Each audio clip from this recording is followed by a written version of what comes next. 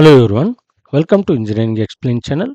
In this session, I am going to take Basic Thermodynamics Model 3 Lecture 8, that is comparison of Kelvin-Plank and Clausius statements of second law of thermodynamics. Here in the previous session, I have taken the statements of the second law, that is Kelvin-Plank and the Clausius. If we see these two statements, these appear to be different and unconnected. But if you go with a discussion, we can see that these two statements are connected and equivalent with each other.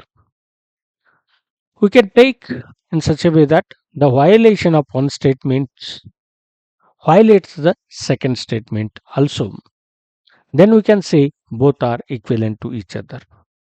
In that way, we can take the comparison so that equivalence we can take for two statements of the second law of the thermodynamics.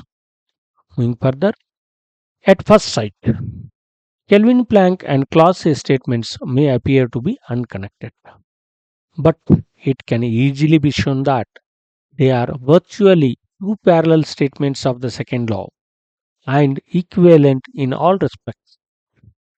The equivalence of the two statements will be proved if it can be shown that the violation of one statement implies the violation of the second and vice versa. By taking that, we can show the equivalence of the two statements.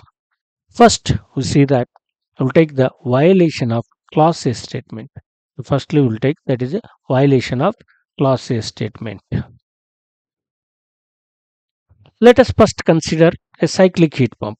Let us first consider a cyclic heat pump P, which transfer heat from a low temperature reservoir at temperature T2 to a high temperature reservoir at temperature T1 with no effect, that is no expenditure of the work. There is no expenditure of the work.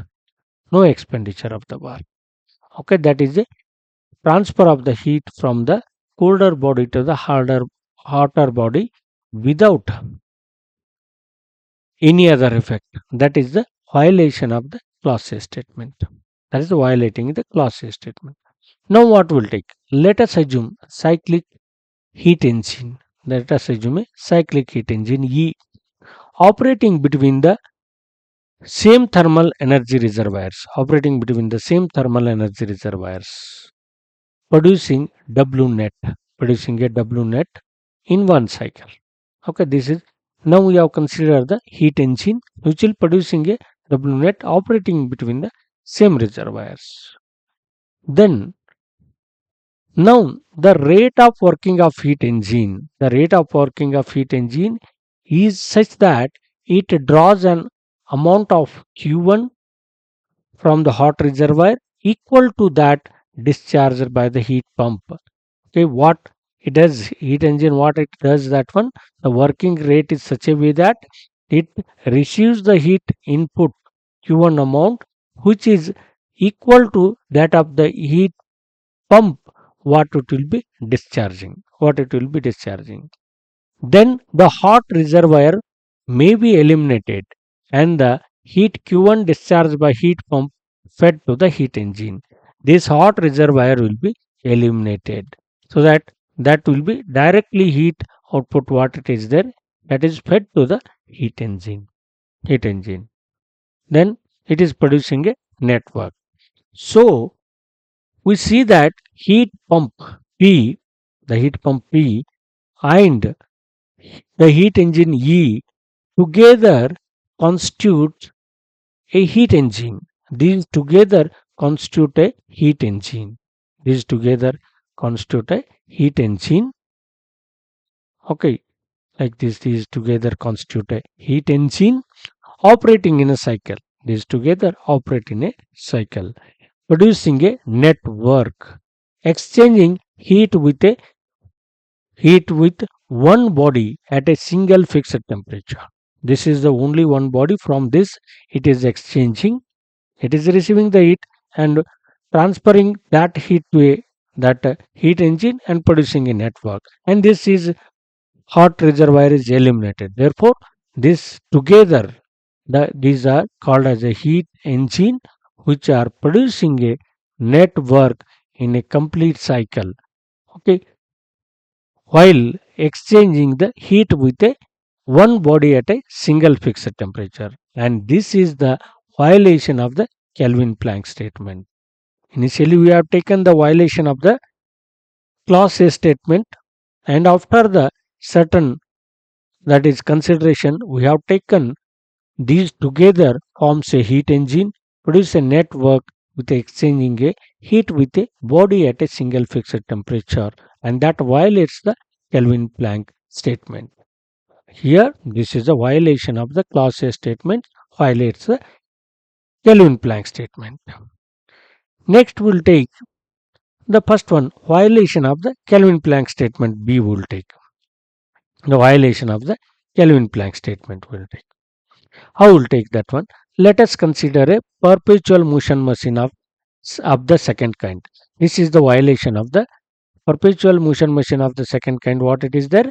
It is impossible to construct for a heat engine to produce a net work in a complete cycle if it exchanges a heat with a bodies at a single fixed temperature. That is the PMM2 already we know. Okay, and that is a statement of the Kelvin-Planck of the second law. Okay, which produces a network in a cycle by exchanging heat with only one thermal reservoir at T1. Okay, with the T1 it is producing a network while exchanging a heat with a single fixed temperature of the T1, and this is a violation of the Kelvin-Planck statement. Violation of the Kelvin-Planck statement. Further moving, let us assume a cyclic heat pump P. Now we'll take assumption the cyclic heat pump P extracting heat Q2 from low temperature. This is extracting the heat Q2 from low temperature at T2 and discharging heat to the high temperature reservoir. Discharging the heat to the high temperature reservoir at temperature T1 with the expenditure of the work W, with the expenditure of the work W, that means supply of the work W, equal to the PMM2 delivers in complete cycle. Okay, whatever the it delivers, that is the it is producing the W, and that whatever the output produced in the PMM2, that is given as the work input to this heat pump. Now, here the arrangements are made in such a way that this is operating with a single fixed temperature and producing a net work in a complete cycle. That is a violation of the Kelvin-Planck statement. This arrangement is made and violation of this one, as it is producing a network, and that is given input to this heat pump, which will be transfer heat from the lower temperature body to the higher temperature body. Then what happens? So E and P. So this E and P together constitutes a heat pump. Okay, together these two together constitutes a heat pump. Okay, this is forming a heat pump. These together we can forms a heat pump HP. Working in a cycle, producing a sole effect. That's a total effect.